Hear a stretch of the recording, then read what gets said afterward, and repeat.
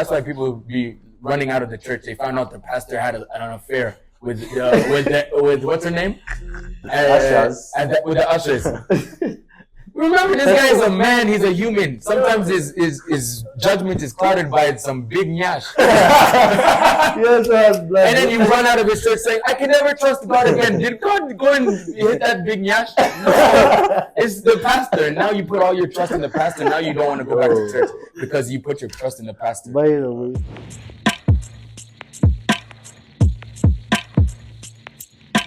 What's going on, people? It's your host, always doing the most, Sean Preezy, and I'm here with Ahmed, and I'm here with Kareem, and this is the WAWULIDDE The Talk Show. Let's get it. Buckle up, ladies and gentlemen. This is episode number 11, and here with us is the big man, Sean Preezy from NRG Radio. Big man, David, you should be ready for this episode.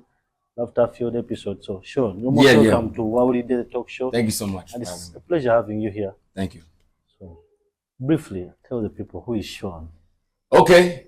Sean is an all-round entertainer. I started off in music. Was a rapper. That's new. Moved over to producing music as well. Then moved over to radio, and radio to other things as well. Wow. So now, so currently I am someone who's now considered as a podcaster. But I'm creating a show right now. Wow. And that's going to be very nice, very good. Wow. Something for the guys, you know what I mean? Yeah, so I'm just an all-round entertainer. Wow. So Sean Preezy, is that your real name or just... It's the name that, everyone knows. How does it come about? Everyone knows me by Sean Preezy. Sean Preezy. So actually not many people ask me where I got my name from. But Sean M. Preezy, you see that on my socials, right? Yeah. But Sean Preezy came from my actual name. My real name is Sean Murigo Pruitt. Murigo. What's the last one? Pruitt. Wow. So now Preezy, I just removed the ending. Oh, they made Preezy. Made it easy. Because, I grew up listening to C Breezy. And everyone wow. Yeah. So, Sean, we all have that background, as you're growing up or what, I wanted to be a lawyer someday. But growing up, then I love football. I said, maybe I should be a footballer. But now, I'm a podcaster. Very nice. So, growing up, what was on your mind? Was it being a radio presenter, being on stage, a singer, producer? Because we've heard you can do a lot all around it. What was that? I knew I was an entertainer from a young kid. I used to make songs, write songs. I would make my cousins sing and do musicals. I was just that guy that really loved, entertaining. And I was also a part of many clubs that had to do with entertainment. But I always knew in my life I was going to be a police officer. Police. Then I grew up and I said, it's not looking like nah. So as I grew, I think it did change. And I knew that I wanted to do something more entertainment. And then I came to the realization that, hey, maybe I should try out music. Yeah, so tried out music. Rather, I am still in music. Everything in my life revolves around music. Don't get me wrong. But I said, I'm going to try out music. After I finished school, even as I was in school, I was doing music. Then when I had the opportunity to get into radio, I got into radio. So the whole entire police officer thing, it left my mind a long time ago. But hey, police, they're fine people. When they don't have the uniforms. That's crazy. This guy also wanted to be a police. By the way, because in some episode I shared that, I walk into my daddy's room, it's a Sunday, a weekend, he's chilling. Then I tell the big man, you know what? I want to be a policeman. The guy said, Overdechi. What's wrong with you? Hey. I'm not paying all my money for you to become a police officer. Anyway, crazy. So Sean, crazy. Saying you wanted to be you were a singer, right? Back in high school. Yeah. Did you make any hits? I was gaining popularity because I started my music in Kenya with two boys called Dwayne and Junior. Now they're actually brothers from Spain, but they're originally Kenyan. Oh. And so we joined the group and we started gaining a lot of popularity actually from our first music video. And after that, we kind of took a break because, you know, life as well. You're trying to finish school. Your parents are looking at you like, what are you going to do in life? You know, especially in Africa, trying to do music. Parents don't see the vision of it, you know, especially because a lot of our musicians, you will see that African musicians are struggling, most of them. You get what I'm saying? Most of them are struggling. And this is what our parents see and say, why would you want to get into a place where people are thriving on struggle? You know what I mean? And so, that was something that we had to take a break from. And then, you know, of course, life happened. I got into radio, but I was still kind of making music. But I put my mind, said, I'm going to conquer this thing called radio and become the best of the best. So before coming here, like when you're still in Kenya, how long were you in Kenya? I went in 2012, and I stayed there until 2022. No, 23. So you didn't grow up in Kenya? No, part of my life I did. The bulk of my life I did. So 13 years in the States, 10 years in Kenya. Wow. Doing my 2 years here. How old are you? The States? Yeah. And how was life there, being in the States for 13 years? How was life there? I mean, it was the only life I knew. I was born and raised there, so that was the only life I knew. Wow. You know, so I couldn't compare it to anything, but now I can compare it and say, as an adult, I don't want to live there. That is not the place that I want to thrive in. You know what I mean? You're shining here, though. You know what I mean? Yeah. So I wouldn't want to go back to the States. You know, like you see here, I have a bit of an advantage. Now, I'm not here to brag, but I have a bit of an advantage. This is a different component to me. I have a different accent from everyone else. Even in Kenya, it's not something you come across like on the regular. People would be like, "Well, you have an accent like this, and you're here in this country." You know what I mean? Yeah. On top of that, the way I think is a bit different, but at least I'm able to, you know, connect and mend them, even with me being here. So there's a slight advantage. I go back to the States, I'm just an average Joe. You get everyone has my accent. Everyone thinks the same way as I think. You get what I mean? Yeah. So I think I just have that type of advantage. So how did it feel like switching from the States to Africa? Like, must be hard. What? Switching from the States to Africa. Yeah. I didn't want it. No. Really? Didn't want it, bro. My mom actually, we came in 2008 when Barack Obama became president. Oh. My mom was like, this is the perfect time to go to Kenya. We have a Kenyan president. Let's go visit home. Okay, fine, let's do it. What's going on, man? So we came. It was a nice time, man. Nice. I went to Mombasa. We were in Diani. It was just vacation mode. I get to visit Africa. Wow. We went back after 2 weeks. Then after, I think, 1 year, my dad and my mom said, okay, guys, we're going to pack our things and move to Kenya. I said, we went there for vacation. Now we're going to turn it into a home. Well, what's wrong with you people? So I was against it 100%. But it was a blessing in disguise. You know what I mean? So I'm glad we did move because I absolutely enjoyed Africa after 2 years. I was very concerned, by the way. I said, how will I make friends? Because my mom said I was going to do homeschooling. So I was going to be taught in their home. How am I going to make friends? I'm going to be around family all the time. It's going to become boring. And in the first 2 years, it was as I expected. It was boring. It was very boring. But then as I became, you know, more social, I went to things, I went out, you know, started. And my mom understood one thing is that, you know, I know you're young, but I'm going to allow you to go out at night. But as long as you are able to come back home at a certain time. So me going out at night, me being a sociable person. It was very easy for me to make friends, you know, get to network here, network there. So I started going out when I was 15? To the clubs and the bars. 15, 16. What was your curfew? Huh? What was your curfew? My curfew? My mom usually told me, be back before dark. But usually I'll just tell her, Mom, it looks like today I'll come back in the morning. Of course, the next day I would be in so much trouble. Even my dad, they would be there calling me. I just switched my phone off. Wow! But they got used to it. They had to. Your son is a rebel. So yeah, they got used to it. But that was how I was able to now adjust and be able to fall in love with the country that is Kenya. Because you see, when you hate something from the get-go without experiencing it, you won't experience it the way that it is. Because you already have that blindness, that image in front of you. You're already biased. So that it started being stripped away slowly. And I said, wow, this place is a great place to live, actually. People are friendly. Things are nice. Things are cheap. Cost of living. I think my dad had the best we moved there in 2012. He died in 2021. So I think that those last years of his life, he lived the best. Things were cheap. The weather was good. You know, you grew up in a place that was very cold. It snowed all the time in Wisconsin, up north in the United States. A Black American guy.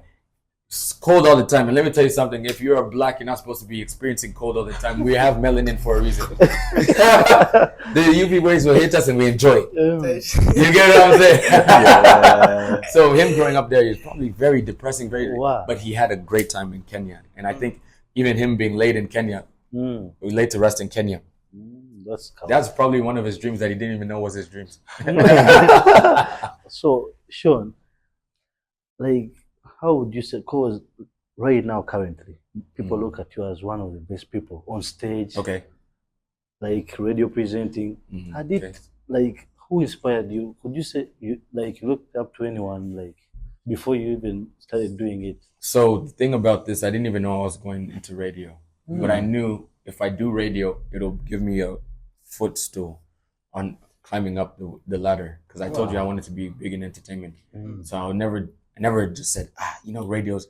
First of all, at my age, I never even decided in my life to turn on a radio to listen to it. What am I entering radio for? I don't even listen to radio. Wow. But I said, you know what? There must be people out there that do listen to radio. And that's why they're even opening a new radio station called NRG Radio. Because there's people out there that want to listen to radio. And also on top of that, I wasn't doing anything. I didn't know what I was going to do with my life. I didn't know how I was going to start. But when it was God opened up the doors and opportunities. And so, yeah, your question was now who taught me or who do I look up to in radio? I had to find those people to look up to. I didn't know no radio presenters. You get? I didn't understand radio the way that it's supposed to be understood, the back end of it. So I look up to one person I really enjoyed watching, or I watched when I was starting out, is Charlemagne the God.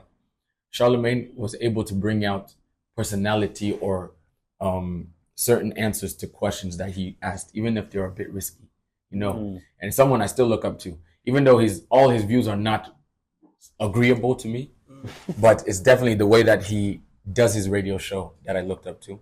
Another person that I looked up to is Shafi Weru from Kenya. Shafi has been in the industry for quite some time. One of the biggest radio presenters from Homeboys Radio. And so I looked up to him because of the fact of his versatility and able to continue throughout ages to touch people. You know what I mean? And to be able to relate with people. Number one guy doing that. Also, Maina Kageni from Capital FM in Kenya. Another very good guy.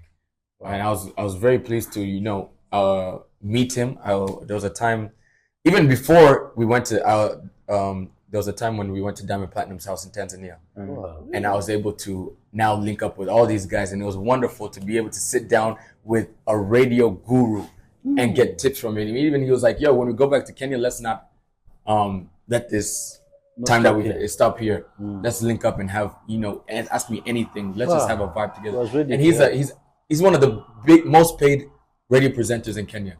The guy gets over 1 million shillings, which is $10,000 almost a month. For what he does. Man. You get what I'm saying? He's that guy.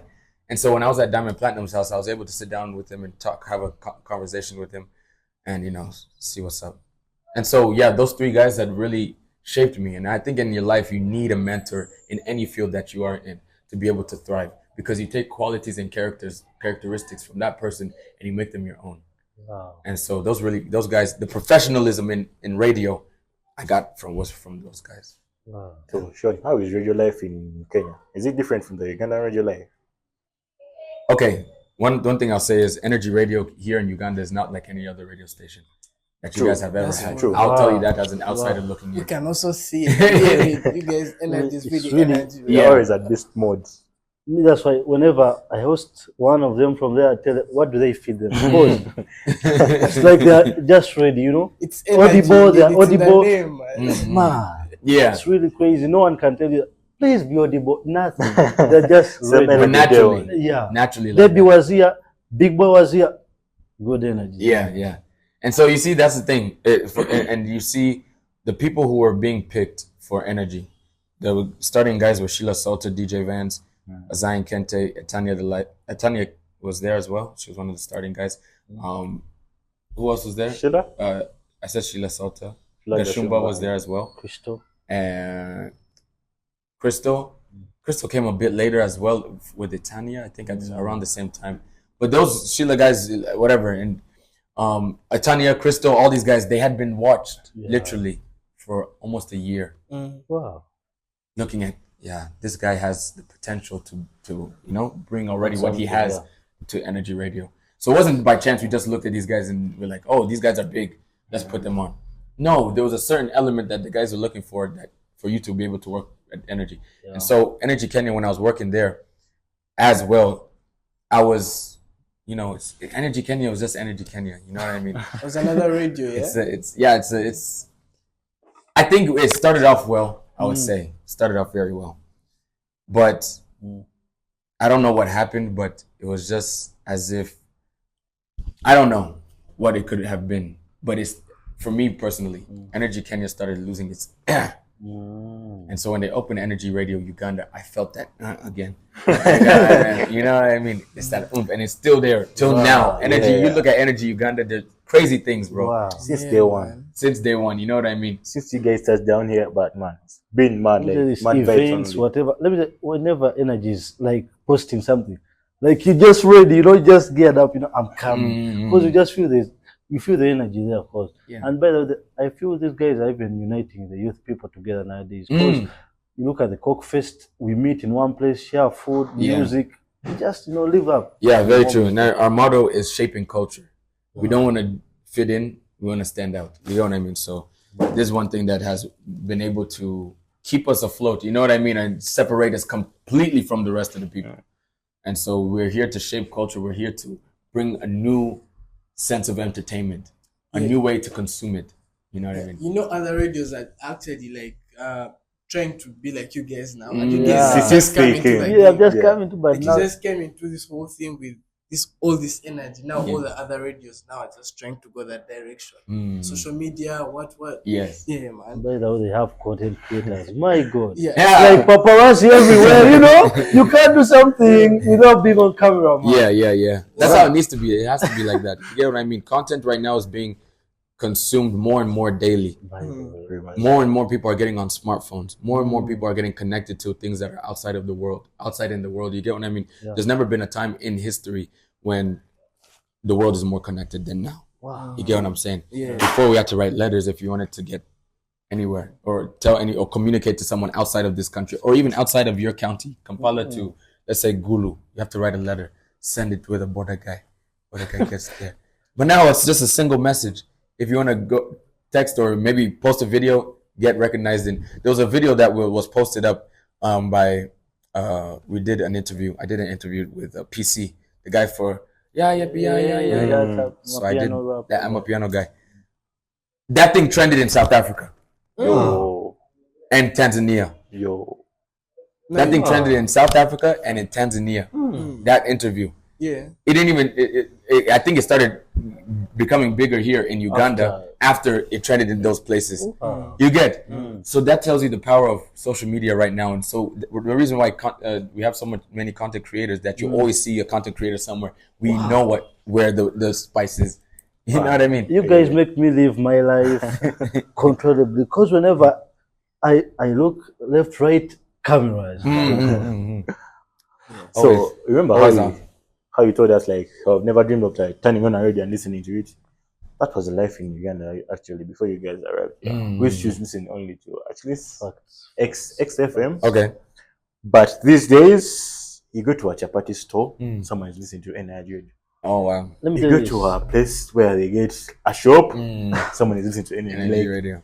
Everyone is listening to energy right now. Wow, these guys really brought energy. Because I myself, I swear, I wasn't a radio person. Man, me too. Because I have a friend, Jesse. Jesse used to listen to Galaxy. And I was like, but man, I thought radios are for old people. That's the thing. Like, facts. I used to say, man, I can't really turn on my phone and say I'm listening. That's why people that have iPhones, radios are not even that installed in there. So I said, man, I would never even buy any phone like I'm listening to a radio. But I swear, from the first day, like I tapped to NRG Radio, the energy was really, really different. Till now, every time like I'm going to work, Big Boy Shark, like I know all the shows because I know after this.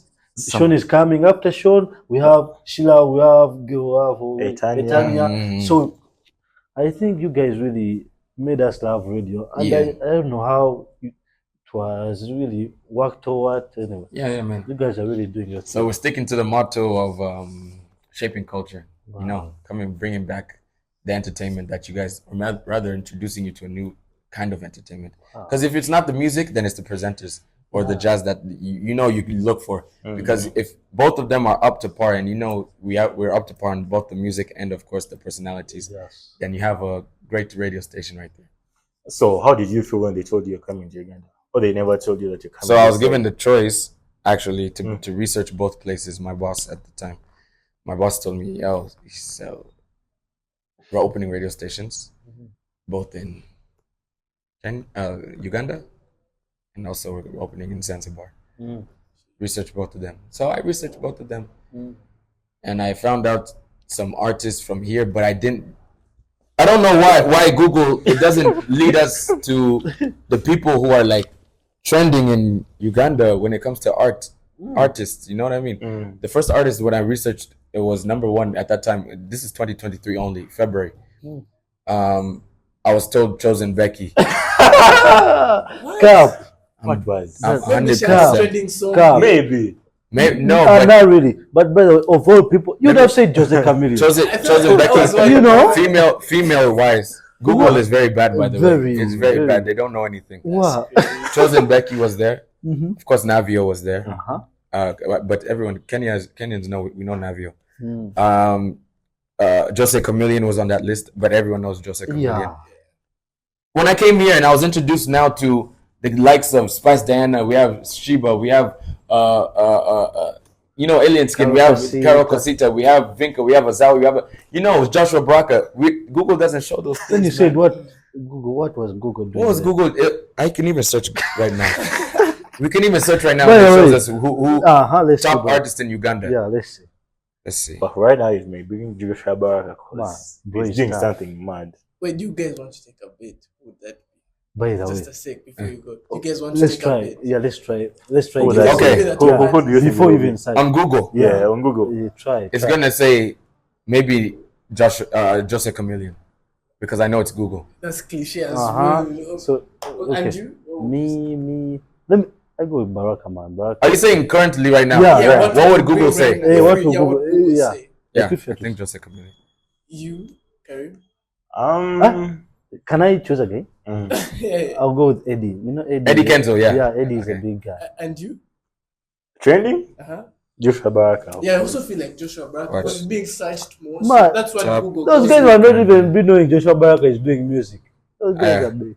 What did I tell you? Is that Eddie Kenzo? I told you guys. This is what it says here. You see? Eddie Kenzo, Jose Chameleone, Bobby Wine, Bebe Cool. Bobby Wine. Baraka's not even there. Baraka's not there. I told you. Spice Diana, David Lutalo, and as it goes down. So I told Baraka's not even in. Baraka's not even there.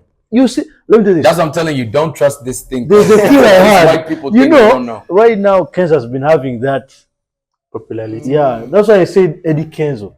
You get. So when I was doing my research, these are the guys I saw, and I said, "Kumbe, there's no you'd have turned things. There's no one our age who was giving us music." Then when I came, I was like, "Okay, we have people. There's all these guys now."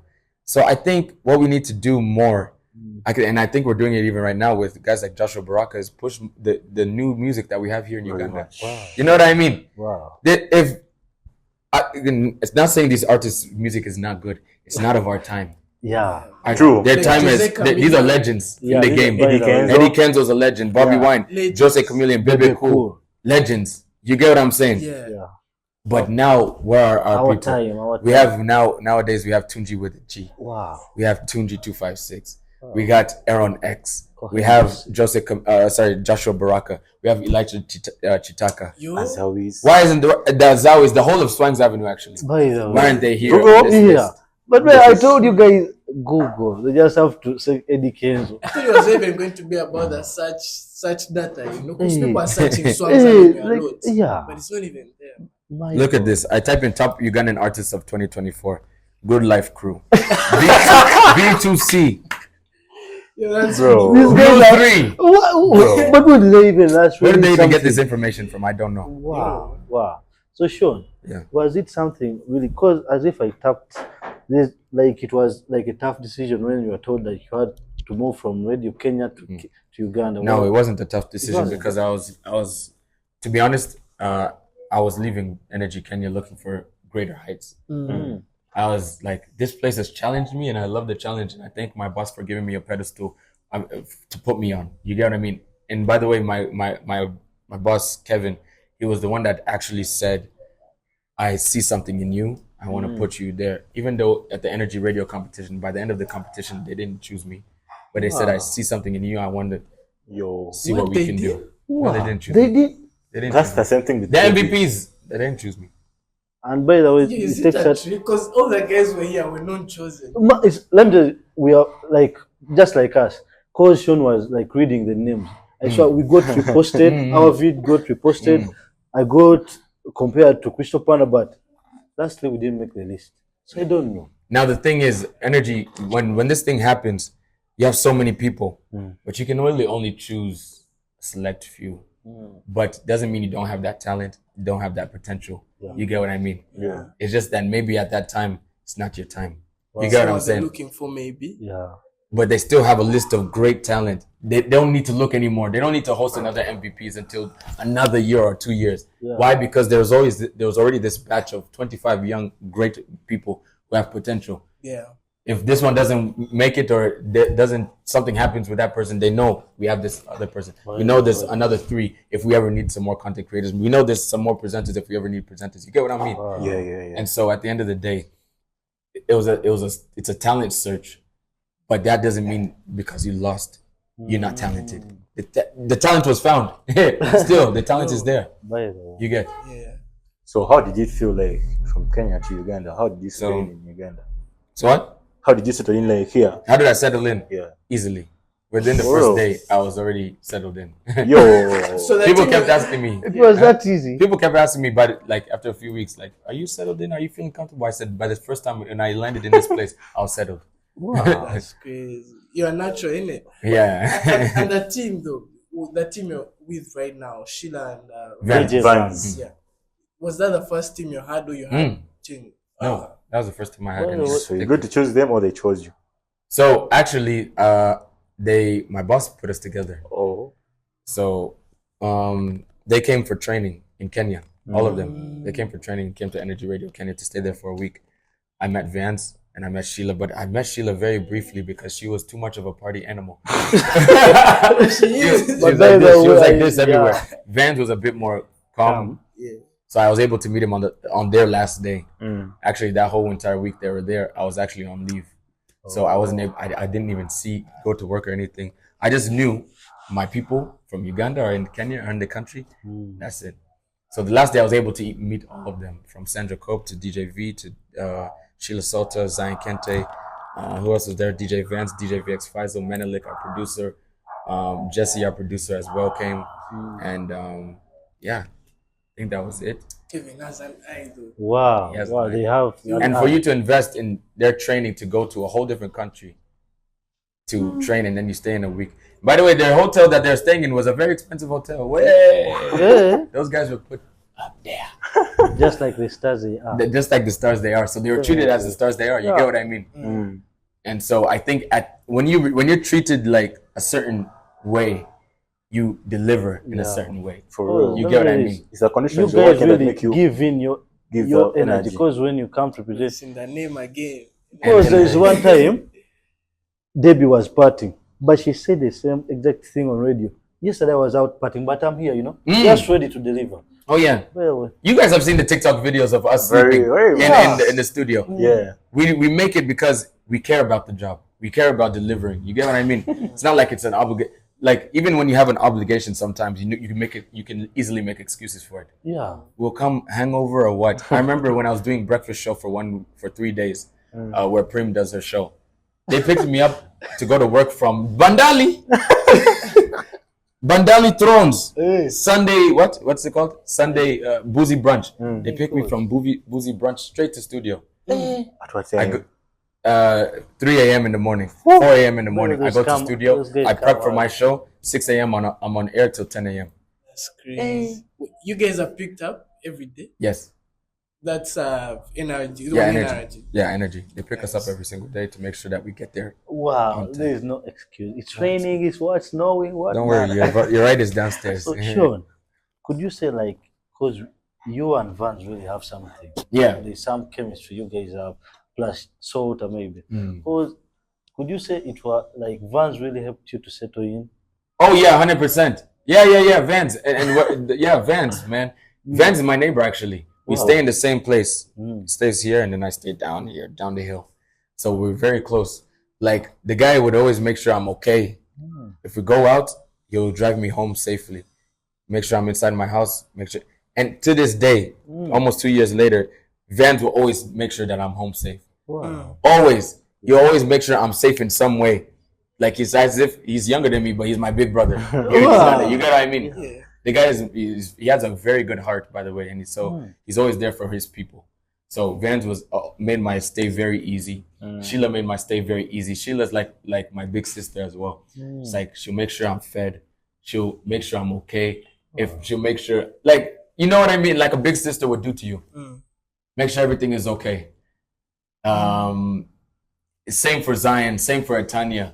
Same for DJ VX Faisal. DJ VX Faisal, by the way, he's one of the people who have made me enjoy Kampala outside of the bar. He'll be like, bro, I'll be hangovered. Hey, we just went out the day before, but Faisal doesn't get hangovers. Wow. He'll drink as much as you, even more, but he won't get a hangover. He'll wake me up in the morning and say, bro, wake up. We're going to Kazi Beach.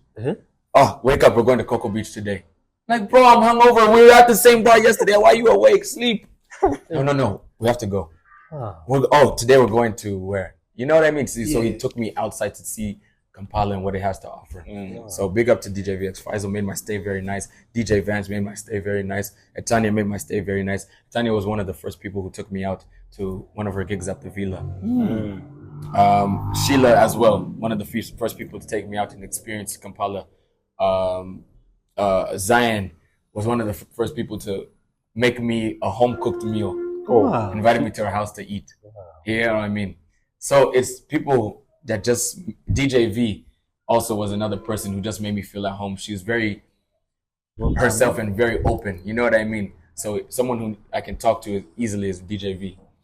And so just having these different people, it was very important. And it is very important for anybody who's moving to a new place. Like, let's say I moved to Morocco. I don't know anyone in Morocco. I didn't even know anyone in Uganda. I don't have any family here. Wow. Don't have any family. So coming to Uganda, I think you are the first person in your family moving to Uganda. Yeah. My No mom was like, connections. what's wrong with you? Have you ever heard of Uganda before?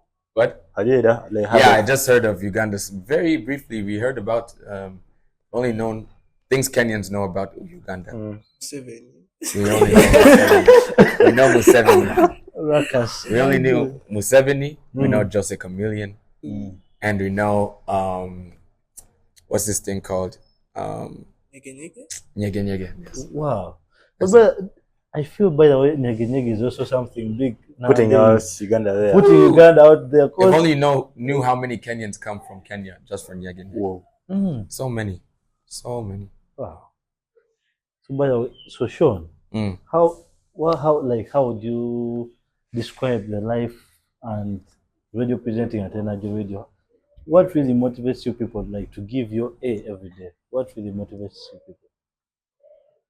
Man, the behind the scenes. I don't know if you guys remember, even when we started off our radio station.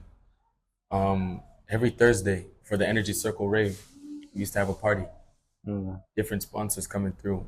Even when there was not a sponsor, we had our company, our management, the board, buy us 7 bottles of whatever alcohol we wanted. 7. And remember when we started, we weren't as many as we are right now. We were only a few people. So 7 bottles of whatever alcohol can make you go crazy. You know what I mean? So we were there. That motivated us to work the whole week to get to that Thursday. And even this, and having the fun environment that Energy is already, the people that are there, it's not a first of all, when you step into Energy, everyone said this, every artist that have come, every guest that has come, every partner that has come, they say that there's something. Now we understand why it's called Energy Radio, because once you step in, there's a certain type of energy. When you walk into the, you guys have been to Energy before. Yeah. You know, when we walk in, we have the reception. Even by the colors of Energy Radio, you can see this place is vibrant. Step in, the reception is there. You see a motorbike border on the wall. What's going on? You walk this side. There's people playing PlayStation at work. You go upstairs. There's a lounge. People are sitting there having conversation. People are eating. People are drinking. Go up this side. You go to the studio now where the work is done, and you enter, and the conversation and just the chemistry that people have in that studio is different.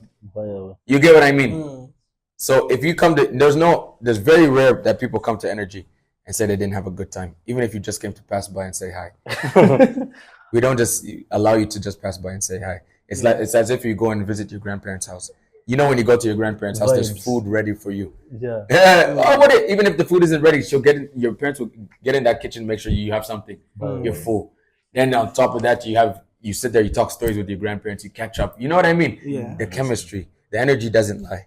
And so that is something that we've upheld in Energy Radio. We can really even feel the energy from just watching you guys and listening.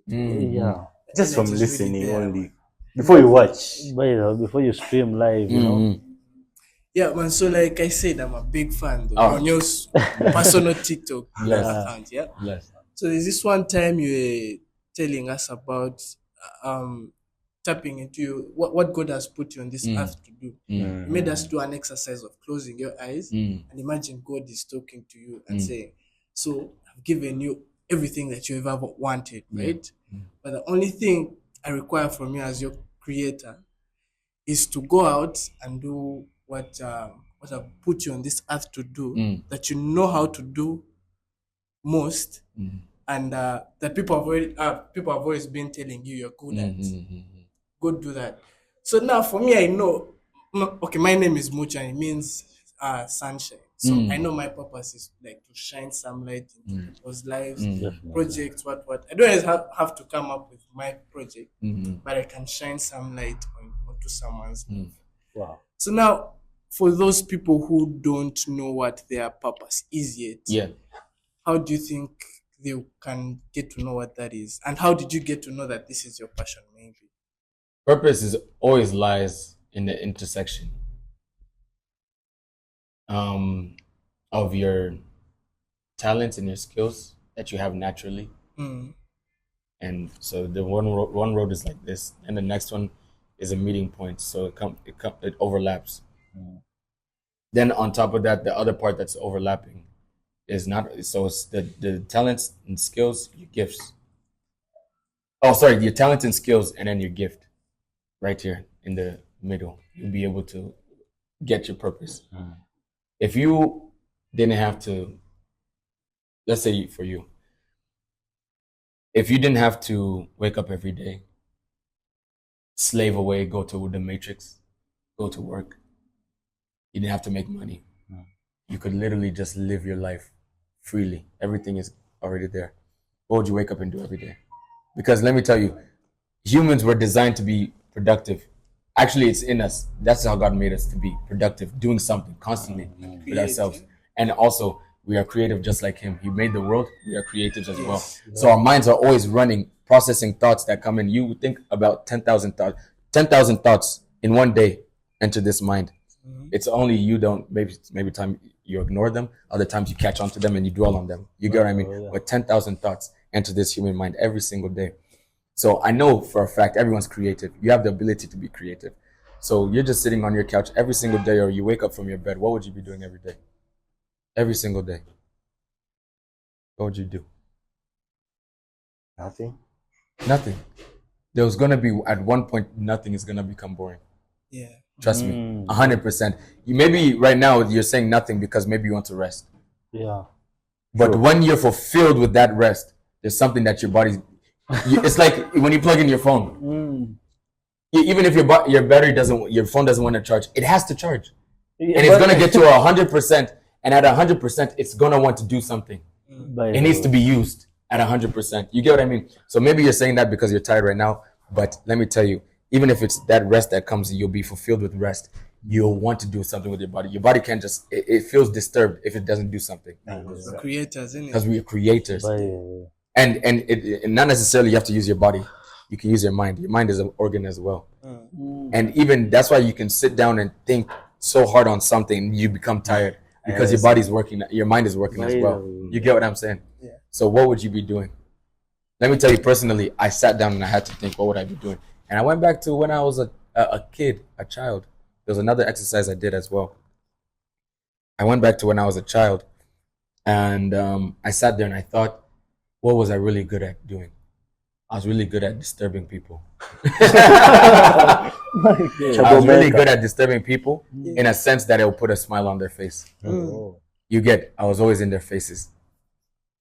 And I was someone who had too much energy. Too much energy. My mom used to be like, I don't know where you get this energy, my boy, but you need to settle down. But you get, so it goes back to that. What was I doing when I was a kid? I was creative. I would go outside. I would sit outside. I would start digging. Of course, all kids dig. Yeah. They like digging. Yeah. I would start digging. Then I say, what am I digging for? Now, let me go back inside. I'll go back inside and I sit down and write letters. I'll write a song. I'll go back inside, write a song, sit down, and for hours and hours, I'll just sit down writing music. You get what I'm saying? Yeah. When my cousins come over, I'll be so excited. Whether you like it or not, as long as you're inside this house and you're a child, you're going to do this song. Really? I used to make them do songs. They didn't want to, especially my cousin who's my age. He's a bit older than me.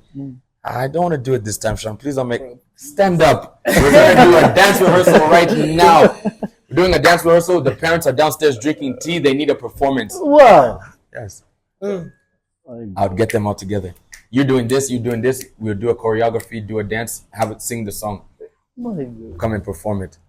I think my mom even still has those videos. I don't know. I was also someone who was very artistic. I would draw a lot. If I ever needed to do something. But you see, the thing is, right? You look at all these things. I looked at, okay, I'm able to write music. Okay, I'm able to draw. Okay, I'm able to do this. I'm able to do this. I'm able to do this. And he put them all together.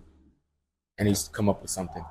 We weren't supposed to be in, let me just say this. This thing of Matrix, it's very real. We're not meant to be employed per se. You get what I mean? It's a paradigm, man. Yeah, you're supposed to have your own thing running. You're supposed to have your own thing running based on your talents and your skills.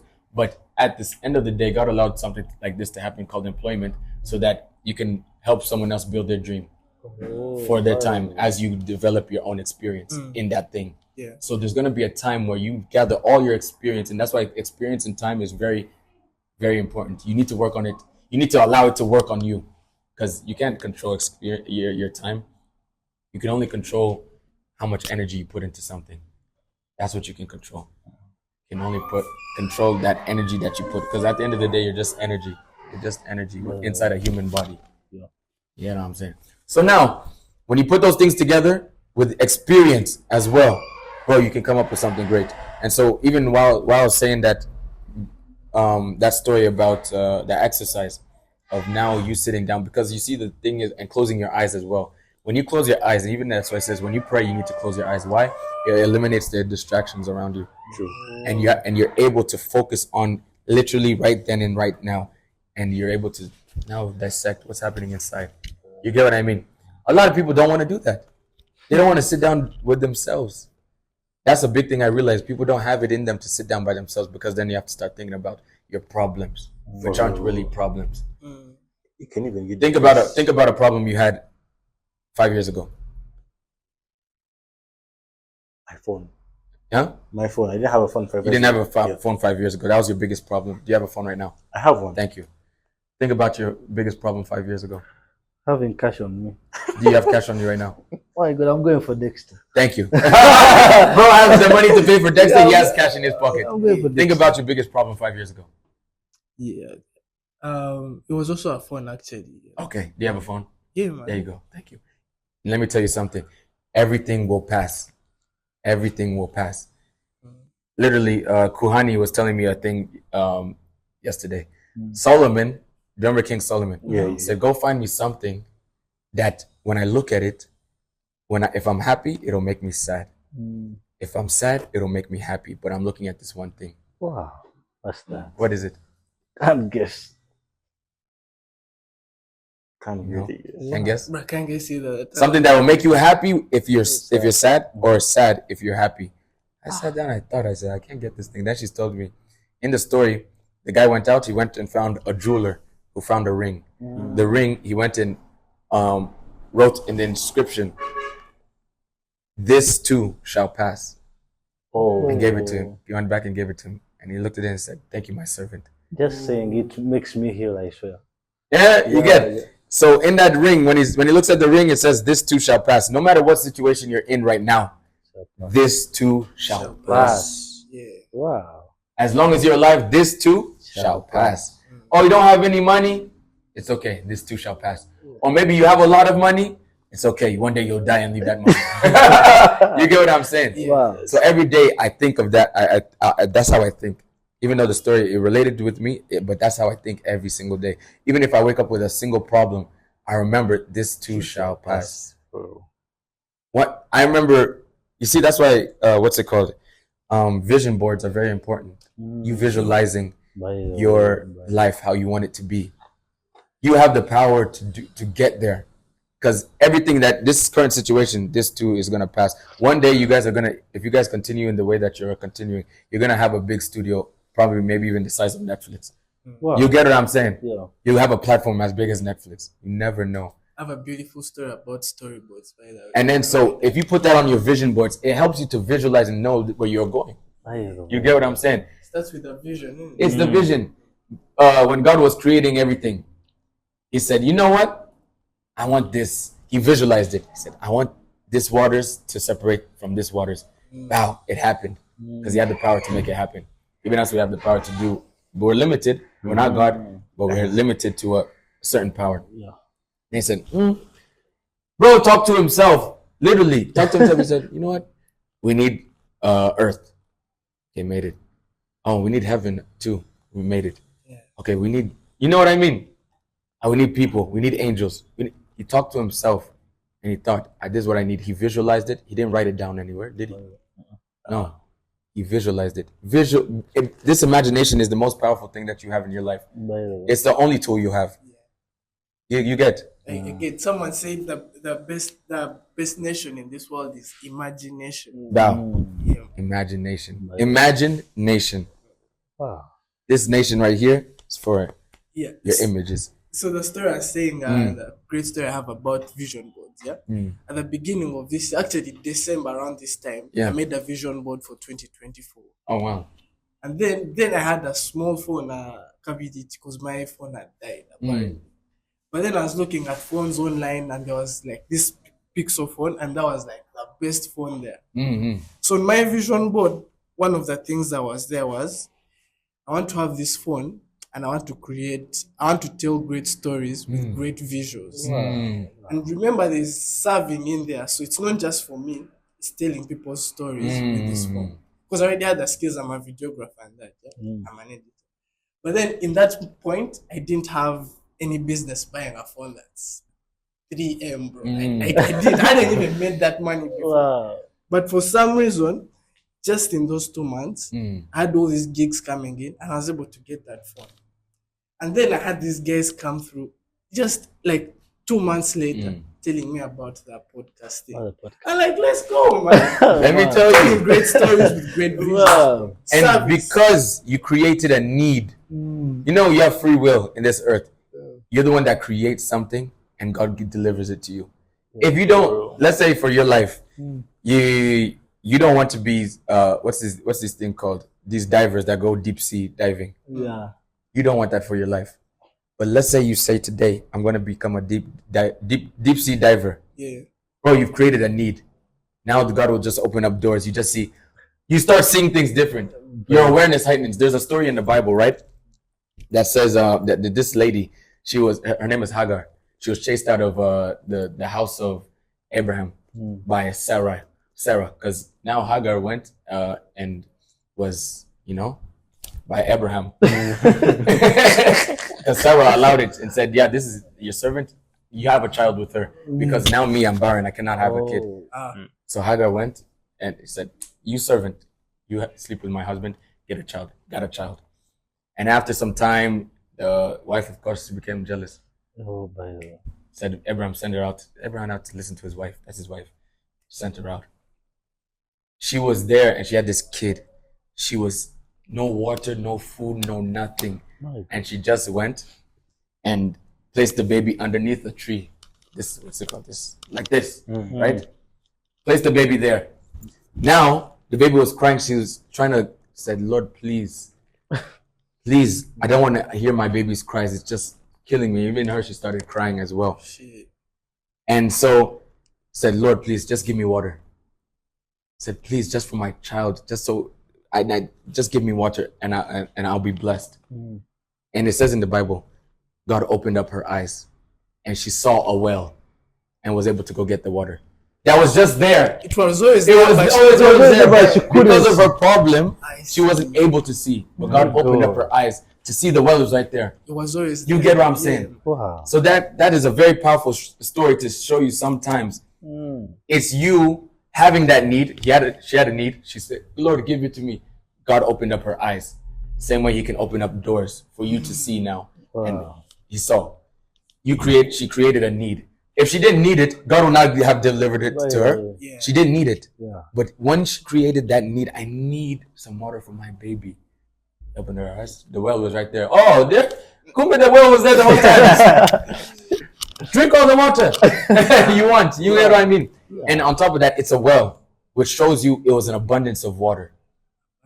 It's an abundance. Not just, there was a glass of water there. No, it was an abundance of water. Yeah. So sometimes we just need to create that, or rather, because at the end of the day, your desires in your heart come from God as well. You put those desires there. It's just that you need to create a need for it. And so when you created a need, for me, I created a need that with the vision board. I want to be on the biggest stages when I move to Uganda. Wow. Put them there. I didn't at the time, by the way, I didn't even know I was going to move to Uganda. My boss didn't tell me anything. Really? But on my vision board, I had a plane because I wanted to travel. I had a stage it was Kanye actually in front of thousands of people. I love Kanye. I had a Bible on it because I wanted to get back. At that time, I wasn't prayerful. I wasn't anything. I was just but I needed to reconnect, with your creator, with my creator. So I put the Bible there. I put a guy working out in gym, and I put a house there because at the time I was staying with my mom still because I was from COVID times, they became hard and everything. Yeah, of course, our salaries are reduced. Things are not working out. So I moved back with my mom. And so I wanted a house of my own. Let me tell you, when I moved to Uganda, all that stuff was given to me. All that stuff. Wow. I've been on the biggest stages. I've got back into my word. I'm a prayerful man now. I work out. I'm back in gym. I have my house, which is a very spacious house, and all these things. I couldn't have been able to do it without creating that need. That's crazy. On my vision board, I also had my house there, and I got my house this year as well. There you go. Very good. So if God, it's that thing of if God came right now, what would you ask for? If you don't know what it is, I just feel like that whole vision writing board. somewhere what you want. Because there is writing as well. I have notes, but I feel like most of the good notes I wrote have happened this year. Because he also went through my phone, and by the way, he was surprised. He couldn't think like even my girl. She would never think like I would be writing out like stuff I want. But sure, I wrote to God, I probably get a job. And wow, I have a job. I never had a smartphone. Wow, I have a smartphone. Like I said, I want to do something productive. Then I told these guys, we need a podcast. Look at myself. Look at you We're right doing now. something right now. So I feel, by the way, I think whenever you write somewhere, God is also watching. So you know, this person wants this, and it will take time, but you'll eventually get it. So exactly. I think the writing itself makes you more like ambitious and to push yourself to that point, because you're always coming back to your phone and like, I have to do this, I have to complete this. What's holding me back? You push more. The next day you're pushing. Actually, I was surprised he had not seen his phone, because I personally thought I was the only person writing stuff like that in life. For real. I've never shown it to anyone, but when I saw his one, I was like, yo, you even write this? I was very surprised. To the group we're in at work, I think our visions are different from theirs. They live this reluctant life. They're not pushing for anything. Yes, they are coming to work and what, but their life is, okay, Monday to Sunday, come and work, go out in the evening, do the same thing. Just for the daily bread. You know. You've never had them thinking about something ambitious. You've never had them like looking to plan anything else. It's just the work they have right now. And in my mind, I'd be like, what if I can't come back here tomorrow? What am I going to be doing? Like, I can't be like here every day. Have to push to another level. I think this is my first year making some good money. I never heard, I think, $50 from, like, on my own. $50. I was like, yo. The first money I got, I bought a pair of shoes. It was 80k, and I was like, yo, this is mine. I used to sleep with my Air Force in my bed. The box in my bed. Actually, I started writing vision boards when I was in Form 3. Wow. I had a book, and I could put stickers there, put what I want for the year. By that time, it was called a bucket list. Oh, yeah. Wow. Everything I could accomplish, I could tick. And usually, most of the times, you tick all of them off. One time or another, you tick all of them off. And even though it's 50%, you won't go, oh, I didn't do all this. You'll 50% You've completed the 50%. Yeah. And I pray to God, like, because in COVID was very hard in Uganda. Very, very hard. My God.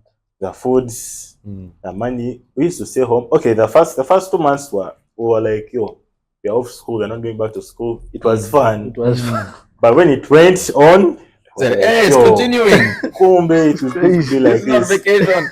The first year, the second year, I was like, God, I need to get some new like money. My God. I came to town. Actually, this is my first year in town, I think. My first hustle in town. Then the first 3 days, I made a 20k. I went back home. Then the first 4 weeks, I made a $50. I was like, yo, let me go down to downtown. I get a pair of shoes. Like, yo, this is mad. I thank God I was in town by that time. And I think if I hadn't written more down what I wanted to the previous year, 2023, I was like, I wasn't going to be in town like this if it wasn't for the vision board. Yeah. Wow. Because at the end of the day, when you write it or you visualize it, you prioritize it. Yeah. You 100% prioritize it. And it no longer and naturally, you just prioritize it. You say like when he wanted to get a phone, even myself, sometimes when I lose my phone, this is my, I think this is my 4th phone since I moved to Uganda. Whoa. Wow. You've been losing phones. Man, this city of Kampala, it's not easy.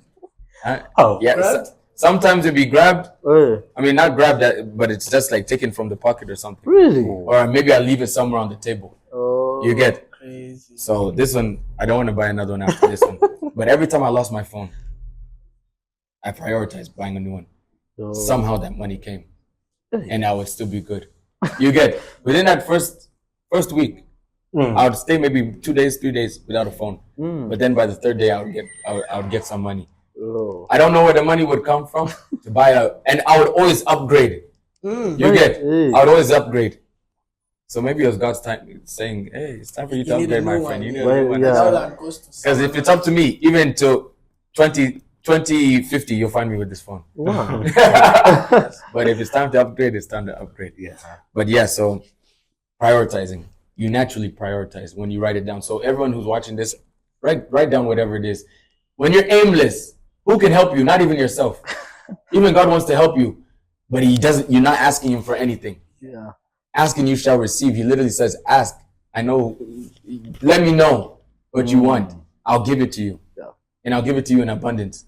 But even if you don't know, you're just there. Sometimes I look and I see these, what's it called? These slay queens. what do you want in this life? I understand you want the flashy things, you want the phones, you want the whatever, but is it fulfilling to you? Mm-hmm. Are those things fulfilling to you? You get what I'm saying? You're just there throwing it back for a couple of dimes. Then you go buy a new phone. Okay, we have an iPhone 16. What are you doing with it? Tell me you want to do some content, maybe. Yes. Actually have, at least that. Do some content for us. You get what I mean? But what do you want? And one thing I realized actually was last year, always go back to the source. When I wanted to buy a new TV. Like a big one, like huge. 75. It was like 75, 80 inch. I went back and I sat down. I said, before I spend this money, because the money was there, I said, before I spend this money, what do I want this TV for? How often in 7 days a week do I watch TV? I don't. Not even one day. Maybe if it is one day, it's about maybe 30 minutes to 1 hour of my time. Because I can put on a movie, I fall asleep instantly. As soon as I wake up, I don't want to watch the movie anymore. You get? So, am I buying the TV just so it looks good on my wall? Am I buying the TV so it looks good for people when they come over? Am I buying the TV for... If it makes sense to you for you to buy your TV because of it looks good on when people come over, so be it. But I'm not someone who hosts people at my house often. You get what I mean? Even myself, I'm not home often. I'm always busy in these streets. You get what I mean? Yeah. So when I sat down, I was like, you know what? I'm going to save my money. I want to buy the TV. And still till today, even the TV that I hung on my wall, I still don't watch it. So I always go back to the source of something. And so that when you come to God, you know if it's genuine. You get what I mean? Yeah. Lord, I want this new iPhone 16. But then you want to go use the iPhone 16 to scam people in Nigeria, in United States. Yeah. You think God is going to bless you with that phone? Not really. You're going to work even harder to get that phone. Because when a blessing comes from God, it's very easy. It comes very easy. It's like, oh, you want that? Boom. And when it's for service, whether it comes easy. And when it's for serving people, 100% it comes easier. You get what I mean? Yeah. So always go back and look at your true intention for something. I always look at the true intention of something.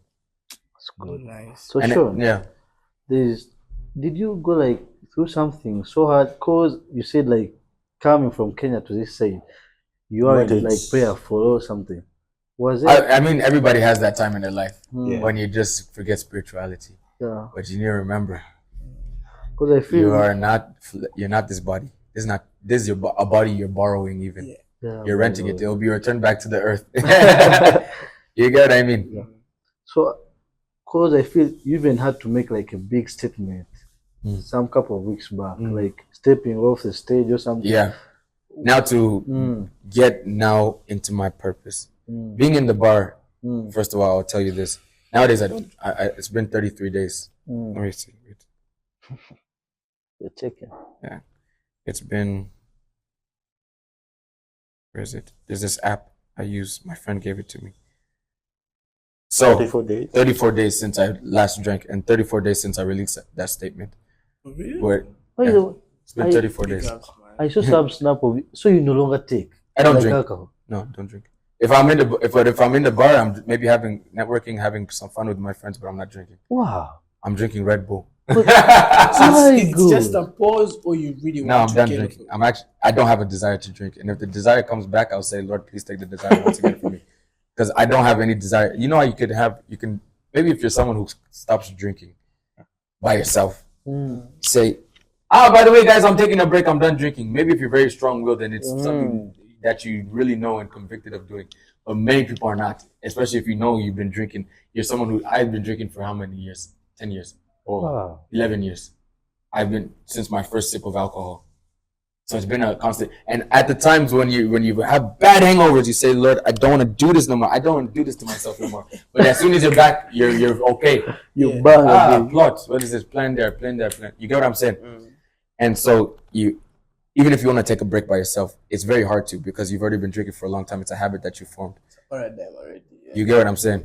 But for me, always my prayer was, Lord, I don't want to drink no more. Like, I don't want to drink. Like, I need to be as clear as possible in my mind to be able to move forward in my life. And alcohol clearly clouds my judgment on things. You get what I'm saying? I could drink during the week. I used to drink at one point Monday to Monday. Whoa. And because of the networks and the job you're in. And the entertainment industry, it's like that.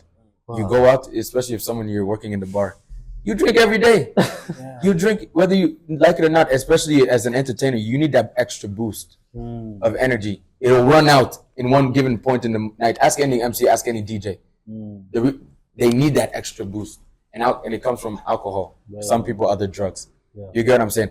And what you don't understand is that it's a continuous cycle. It never ends. And you always need more. And you always need more. So for me personally, to be able to now get that clarity in my mind and to be able to sit down and be able to now focus completely on where I'm being driven, I needed to stop alcohol. And now also my emceeing, I needed that extra drive, which comes from alcohol.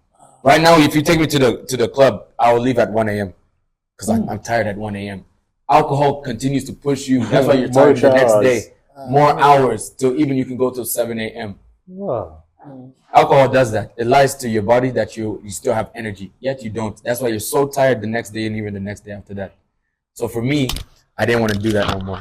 So in order to stop alcohol completely, I had to get rid of event emceeing and also bar. That was the cause, yeah? When you said you're not doing emceeing no more. Yeah. No, but that was part of it. And also on top of that, like there's other factors as well. Like I came here as it was a challenge for me when I came to Uganda. I wasn't doing bar MC or event gigs, big event gigs there in Kenya.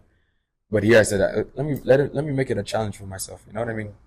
Made it a challenge. And you've been good. Yeah. Because I feel you saying bye, I feel some events still miss that energy. They do 100%. People ask me all the time, like, when are you coming back? We need you for this gig. We need you for this gig. Oh, who so-and-so is coming. We need you for this gig. Even I was supposed to be emceeing Dexter Daps, which is happening today. Geez. But they know what I stopped emceeing. You get, it's very unique. It's very energy consuming. There's things that are time consuming and energy consuming. This one, energy consuming. Need energy. And you need energy to be able to continue all throughout the night to MC. So it was just something that I quit. And now let me tell you, my clarity is crazy. Is it? So crazy, bro. Cool, man. That's cool. That's cool. You don't know what it feels like waking up on a Sunday morning and you're okay. So, Sean, no more hangover. No hangover. You're like, what are we doing today? Because every Sunday was hangovers. You know. Heights. Anyway, Sean, like a person who champions like men's mental health, have you ever been there? Like, have you ever lost you? Bro, in order to be in a good place, you have to go through a rough place. That's just how life was made. If you have this one side of a phone, you need to have the other side of the phone. Yeah. If you have a coin, you can never have a one-sided coin. You need to have both sides for it to be a coin. Right. If you have your brain, you have the right hemisphere and you have the left hemisphere to work together.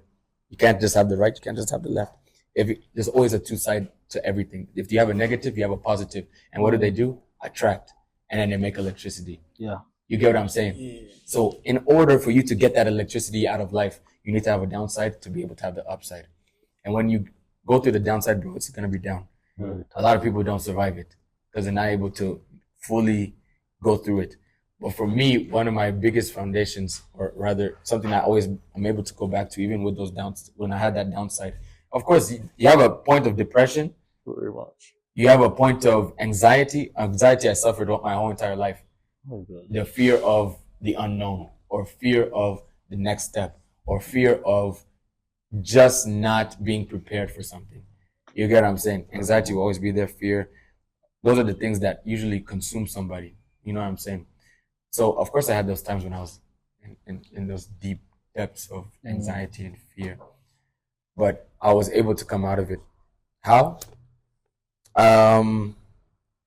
My rock is believing. First of all, I was saved when I was very young in age. There was just a strong conviction in me, knowing that there's a higher being out there, and knowing that I was grown up in a Christian home. My mom is my mom was the one who would always take us to church, always talk to us about the word and everything.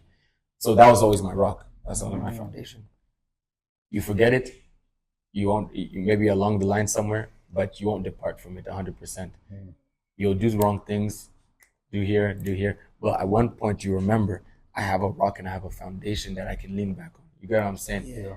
And even having people in your life that are equally minded or have that same spirit and that same, you're yoked equally, like my mom herself. You're able to go, Mom, I need prayers for this. I need you to help me on this. I need you to help me on this. You get what I'm saying? Even if you're not at that level. Yeah. And so that had really helped me bounce back. But one thing that I took into my own hands is now sitting down and, people look at something like the Bible as a magic book. It's not a magic book. These are written by humans. Yeah. This thing was written by humans, but inspired by God. Yeah. Because only that type of information can come from a higher being. The principles of earth, the principles of how the things were created. You get what I'm saying? Wisdom itself. Definitely. When I read it, even me, as I continue reading it, it's one of my favorite books because the wisdom I get from it, knowing how to think about a certain situation and apply what I've just read into this situation to be able to get to the next step. For example, let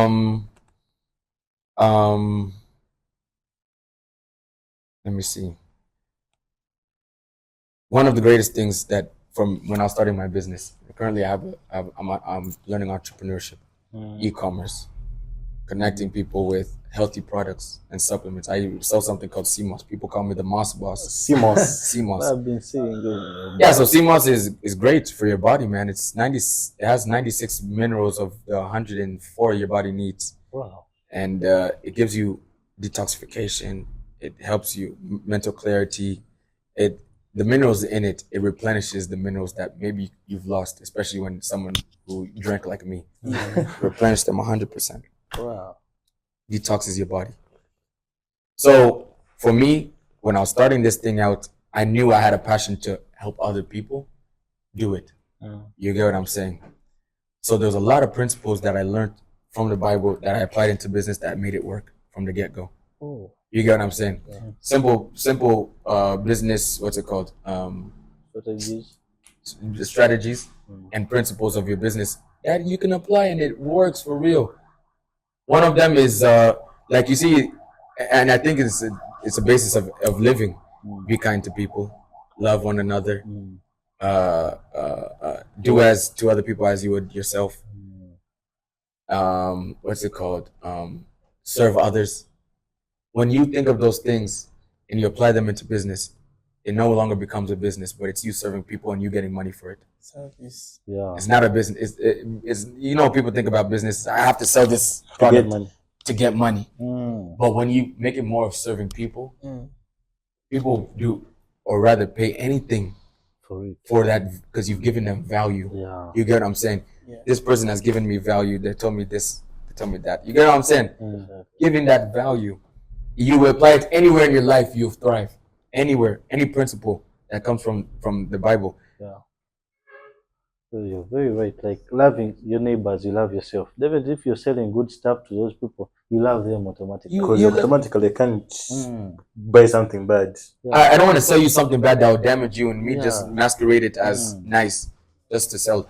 A lot of people do that and they thrive off of that. Doesn't mean you won't thrive. You can do that as well. Because what something appears to be, it can also not be. Definitely. I think that's why rich people also believe in like philanthropy and service. When you serve, you get more. You get more. Yeah, that's why tithing, when you give offering, you're literally, when you give, you get.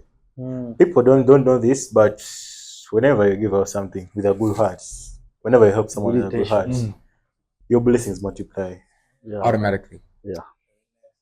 There's a time I was heading home. I think last week on Wednesday. So I found this kid in the taxi park and he was like, Sebo, can you buy me something to eat? And I looked at the kid. I think he was around 7 to 8 years old. And I told him, come. So there's a place in park where they sell food. I bought him food and a drink. And I was going and I came back and I asked him, where do you stay? He told me I stay in Natete. And I asked him, how much does it take like from here to Natete? He told me, 2K with a taxi. I gave him a 5K. So that week I had issues with money. But that Friday when it rained, half of the day, I think I made 170K. Wow. Since morning. Like just from 7 to 2 in the Wow. morning, 170k. Wow. Just off my bosses coming and buying stuff in the market. I help them this and this. 170k. I was like, yo, this is a blessing. And then you remember, I helped that kid. I helped that kid. Yeah. And God sees everything you do. Very much. Good, bad, he sees. Good or bad, you reap what you sow. Definitely. So if you went and gave that kid with a bad heart, maybe you wouldn't have gotten this money that he got. You wouldn't have been blessed with as much. You get what I'm saying? So as much as we say we put everything on God, yes, you're supposed to do that.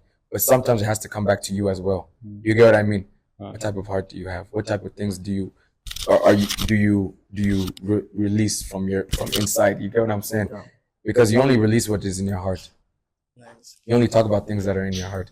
So, hey, do a heart check. Go to the doctor. Ask for the cardiologist. That's funny. There's a nice hospital just here. Don't worry. Anyway, as we always like wrap up or what, we have those questions. But before that, get something, I guess. Yeah, so talking to you, it's been an hour now, Wow. But I realized you're spiritual and yet religious at the same time. My God. So there's these references from the Bible as well from like Scientology, science and stuff. So where does the blend come from? Because most people are religious, always referring having a reference from the Bible, or just science. Now, where does the blend come from, though? Let me tell you something. People like to take everything that God made it and move it to its own side. You get what I mean? But everything was created by God at the end of the day. Even science itself. True. Why was science created? So you can understand God's creation better as a human being. Everything plays in part. You get what I'm saying? One with another. First of all, I'm not someone who's religious. No. I just know my creator and I know the thing that he's created and how he's created. I'm trying to understand it better. You get what I'm saying? And the only place you can get it, like I said before, you have to go back to the source and the intention of it. So who's the source? The one who created it. So I go back and I say, okay, let me understand this. This is why some scientists, I would say, God really, I don't know what type of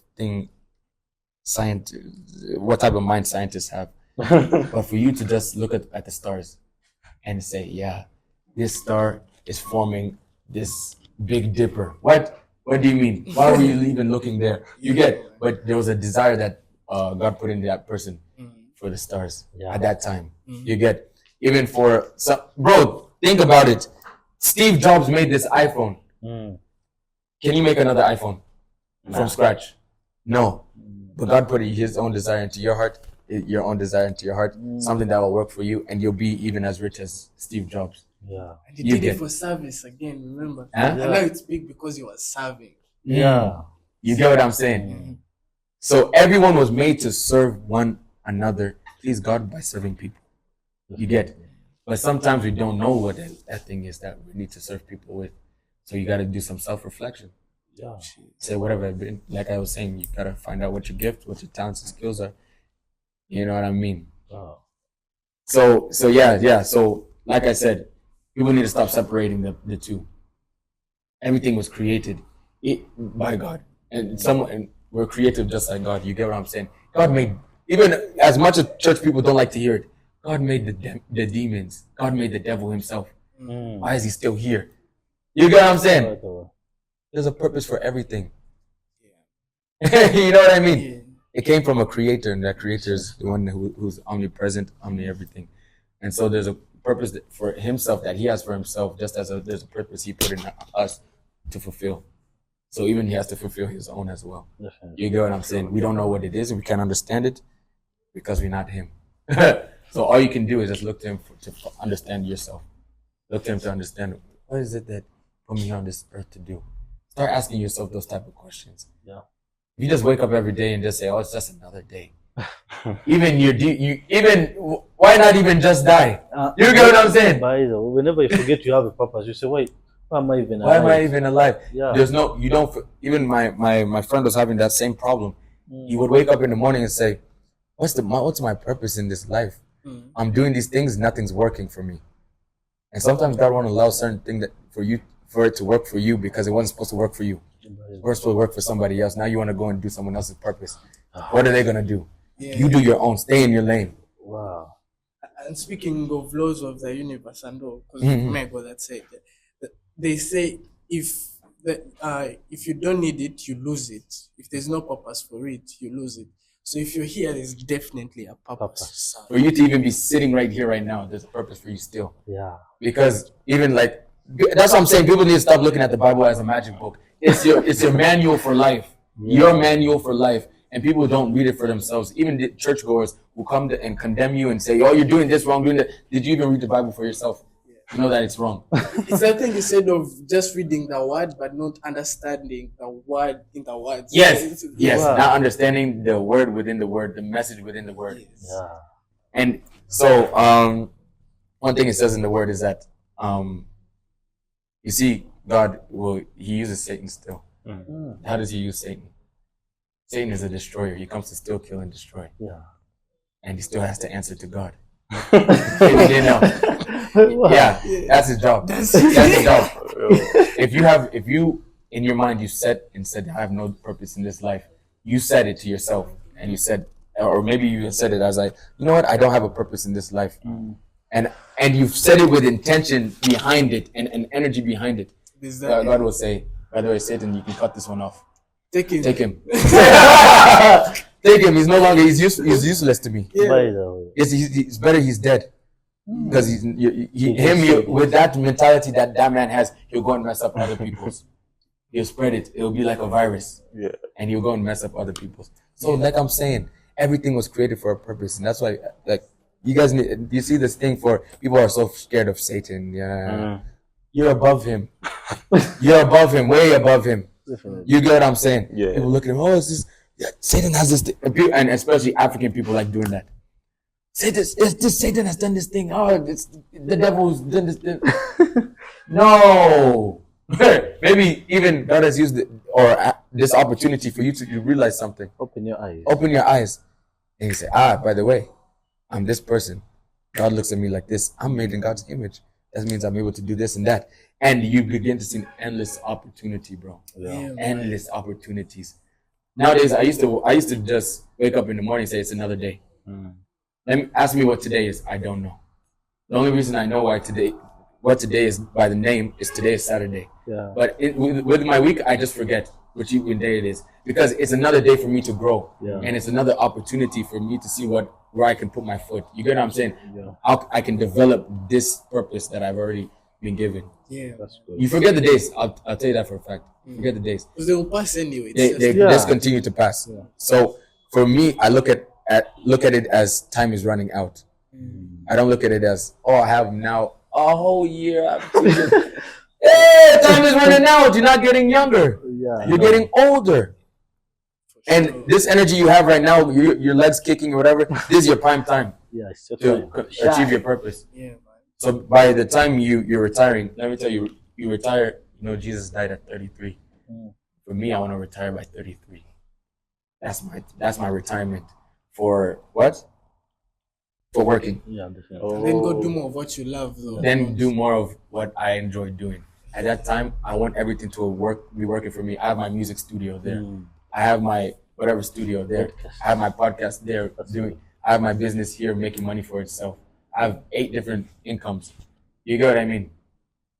So yeah, as I continue to develop that thing, the only way I develop it is by reading what other people's stories were written here in the Bible. Yeah. Solomon asked for wisdom. He became the richest man alive off of wisdom. So what should we be seeking? Wisdom. Because even in business, if you understand the system, and you can go and open another business with that same system, and it'll work. For sure. Yeah. It's about the system. Yeah. So that's my life, man. Okay. As we wrap up, we always have 3 questions, as you say. Yeah. But I'll go first. Africans have this thing. Actually, Ugandan most. They feel for your prayers to be heard, have to first go to a mosque or a church. For your parents to be what? Your prayers, like prayers to go. Prayers to go out. They believe you have to be first prayed for or pray at the mosque. Or church. Or church. Right. It's not right. It's not right at all. Because I personally think prayers start with you. They do. Because the pastor is praying for himself. The imam at the mosque is also praying for himself. Why would you wait for him to pray for you when you also have that? You have the power to do so. Definitely. Everybody was given the same mind, same brain. Yeah. Steve Jobs and me, we have the same brain. Just how we used it. Just starting to it. Yeah? You get just how you use it. So you have a mouth just like me. You can speak. You can speak even if it's a different language. Yeah. You can pray.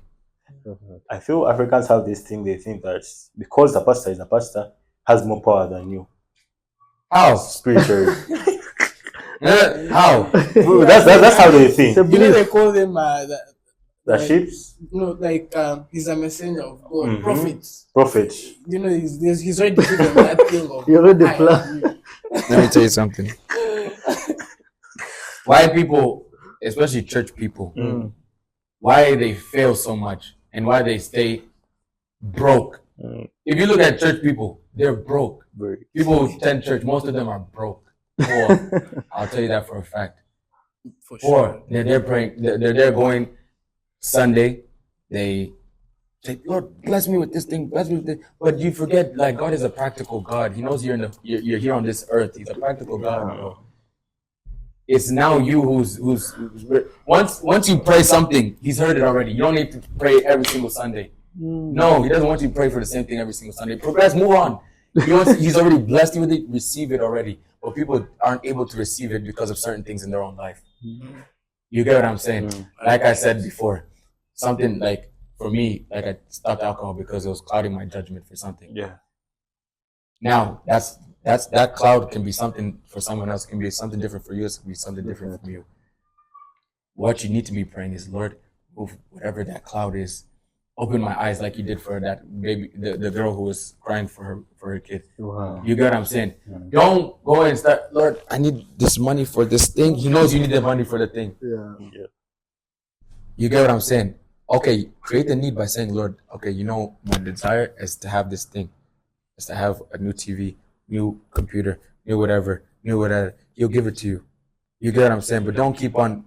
People are broke as a joke because they don't take these things practically. They don't take it practically. They don't even open up their Bible until it comes Sunday at 11 a.m. service, and they close it at 1 p.m. Wow. Yeah. But this thing is not a magic book. It's a life manual. The answers are there. Have you opened it to find the answers? It's like when your teacher gives you the test and gives you the answer key as well. Gives you the quiz, he gives you the answer sheet. You're looking there at the question, there's the answer there. Let me write it down. And all it takes is for you to do what? Right. So all it takes is for you to do. When he created Adam and Eve, the first people, created Adam rather.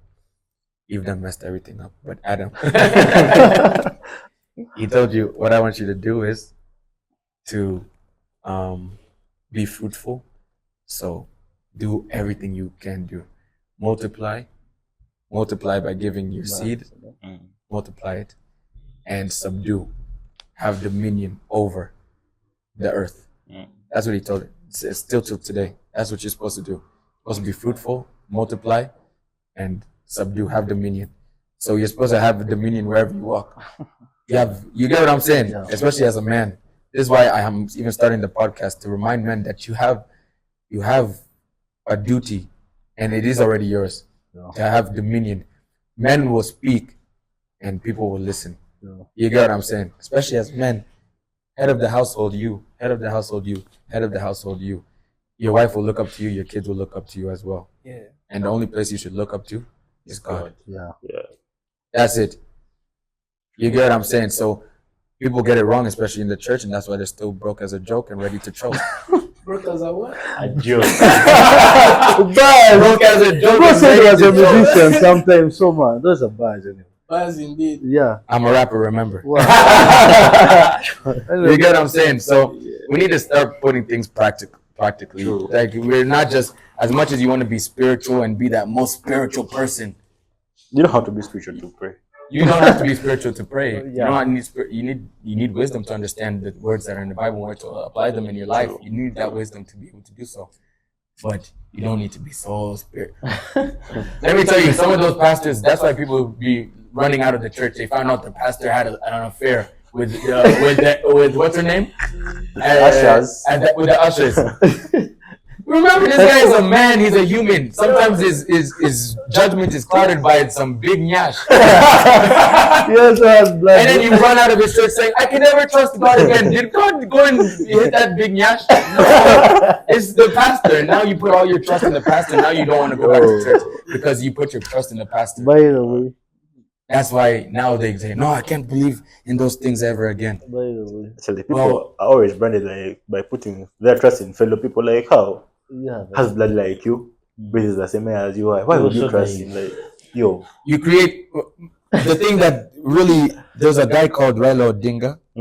I don't know if you know him. He's the opposition of these guys. Let me tell you something. In his hometown, he's a god. Really? He's a god. People pray to and they say, "Baba, accept my prayers." Baba. They call him Father. Wow. Baba, I've come to receive a prayer from you, a blessing from you. I pray to you that Baba. Oh my God. Now when he dies, what are you gonna do? Who are you gonna pray to next? So you Mama.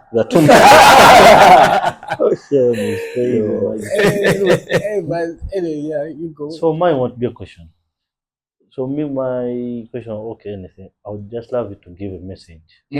Just about mental health, because most people here think whenever someone goes through that time, they need to go to like rehab or a therapist, or all these things are really great.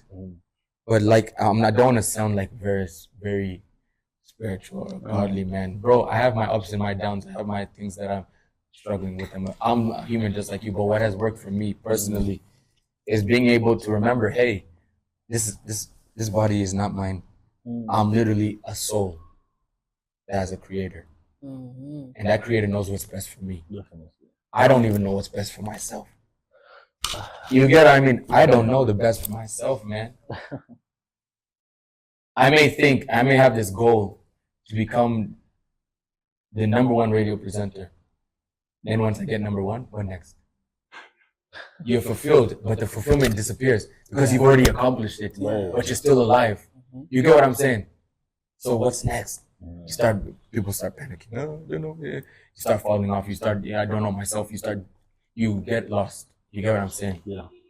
What you've created, you've achieved something many people wish they could achieve, yet you're still not fulfilled.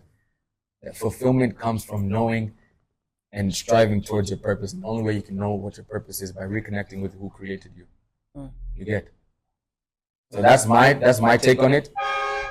You don't need therapy. The therapist, even what they do, they ask you questions about your childhood. They ask you questions about your childhood. Why? They need to go back to the source. Yeah. But even you yourself, with your own mind, you're able to go back to the source. And easier without having to open up to someone. Opening up to someone, paying. You know how much the therapist is? Oh, Jesus, 1 hour they tell you 500K, please. Wow. Crazy. And this person is doing the job you're supposed to do for yourself.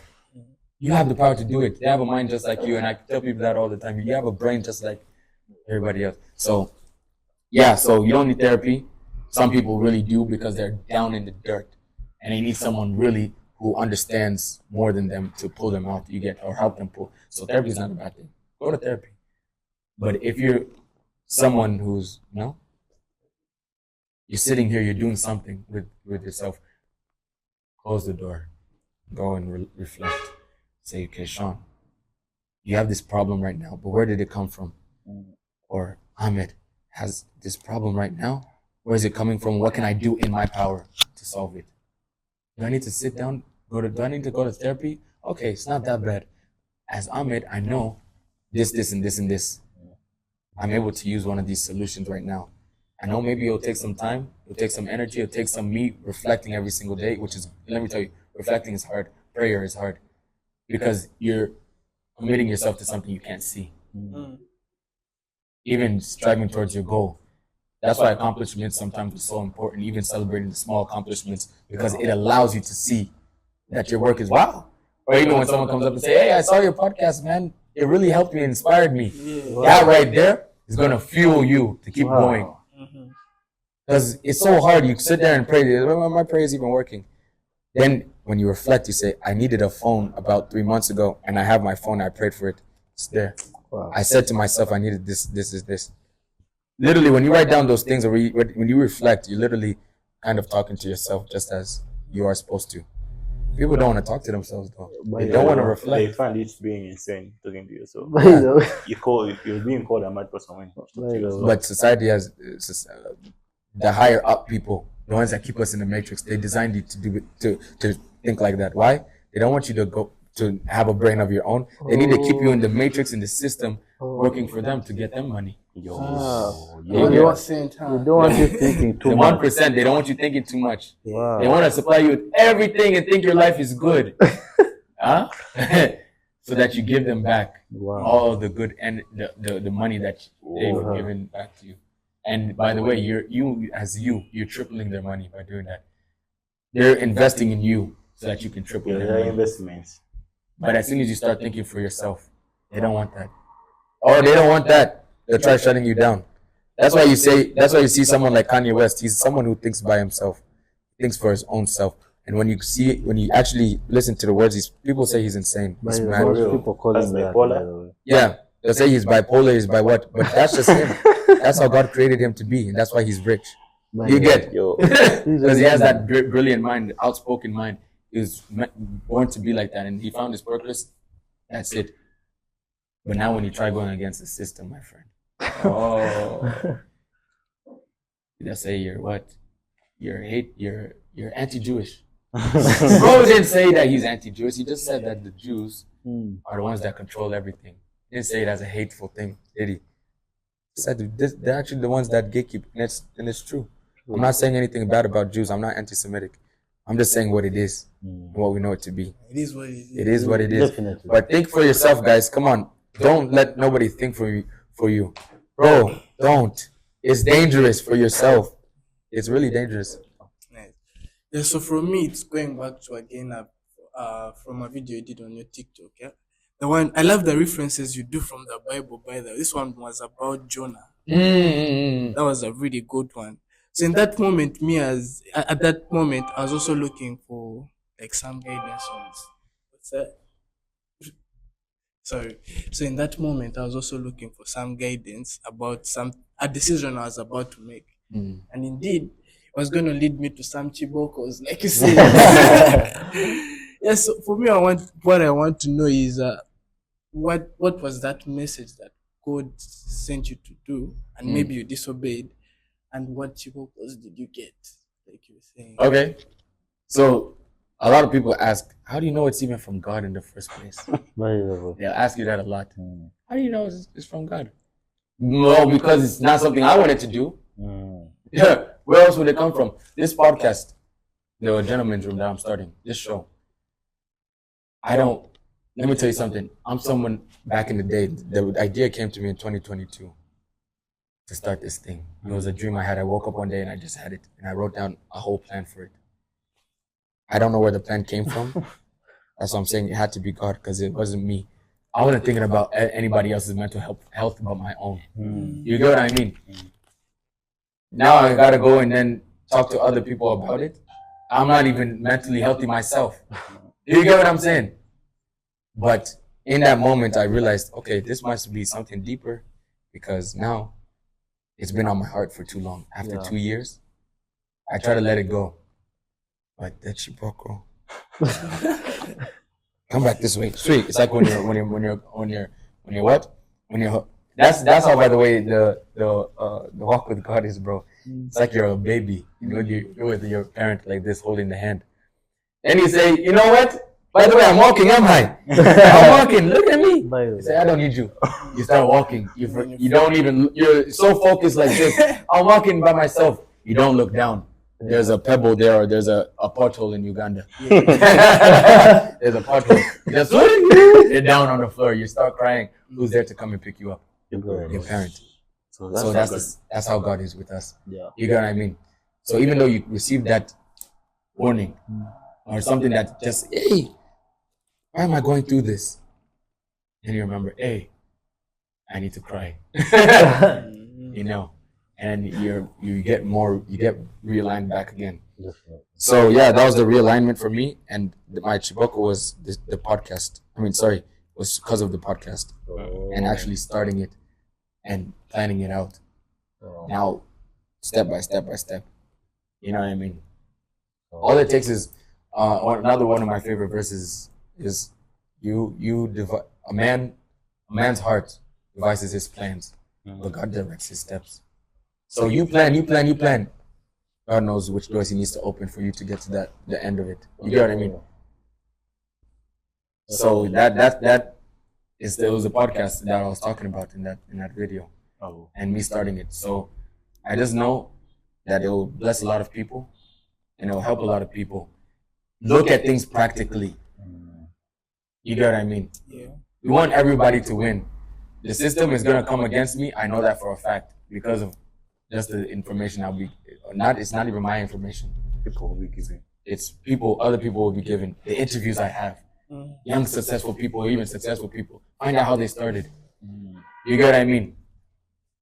How did you do this? No, tell us. Business people, let me tell you something. They won't tell you the secret ingredient. They can't. They can't. They'll never show you that secret ingredient. They'll sugarcoat it. Say this is what you gotta do. You gotta work hard. You gotta do this. You gotta do this. But someone who I need you guys to watch, both of you, by the way. His name is Myron Golden. Myron Golden. Go watch that guy. Bro's one of the richest people in the United States. Not like he's in the top 1%. I would say. The guy drives in a Rolls Royce Ghost. The guy's rich, but he's the guy who taught me how to build business on biblical principles, and it worked for him. Go listen to the guy's story. The guy's I can't wait to interview him. I have to interview the guy. Inshallah. You know what I mean? Yeah. It's when you find these type of people that you're able to, not only does it benefit you, it benefits other people as well when this thing is turned on. Like right now, what you guys are doing, you don't even know. You guys, people look for views nowadays so much. They look for views, but even one view is enough because you don't know what it did for that person. That person in that day, maybe we're about to take their own life. Until they come and tell you that, it's not you won't know. But when they do come and say, hey, that day I was about to take my own life, and then I watched you guys' video, you guys gave me inspiration. And I put whatever down and I started writing. Wow. You never know what, because of you just did right then, will do for that person or even other people in 20 years just by that video. Yeah. So, yeah, continue, guys. You don't understand. Don't look for the views. The views will find you. Yeah. It's like in business, I realized don't look for the customer. The customer will find you. Just give value. And you've given value, so much value by doing this, what you guys are doing. Wow. Yeah. Please, man. Yes. Wow. Yeah. Anyway, that's been episode 11 with the big man himself, Sean Preezy. By the way, like, you don't use Kiswahili that often. Kidogo. Najua Kiswahili lakini kuongea ni ngumu. Oh. Sababu mini America. And your lugha, you can't be using an accent like mine. By the way, it's sad. Ni ngumu sana. Anyway, I just wanted you to give them a message, like those people. Which people? My people. Yeah, the Kenyan people. The Kenyan people. Yeah. Continue doing your great things that you're doing. Get in those streets. Be tear gassed if you need to. Smoke that tear gas. I'm enjoying it because it's a revolution. It's showing that young people are no longer putting up with whatever they're giving spoon-fed. Yeah. It's time for you guys. But also remember, even with you guys doing that, remember you guys go back home, and it's about what you're doing to develop yourself. Don't put a lot of people are going out to riots because of they put their trust in government. Don't put your trust in government. Don't put your trust in your mom. Don't put your trust in your dad. They're humans just like you. Put your trust in God. He got everything. He created everything, and He created you as well. You're a blessing to someone's life, and you may not even know it. So continue being that blessing. But one day you will know it. You heard him. That's been Sean Preezy from NRG Radio. radio presenter, MC, and everything. The host doing the most, definitely. King Cobra. King Cobra.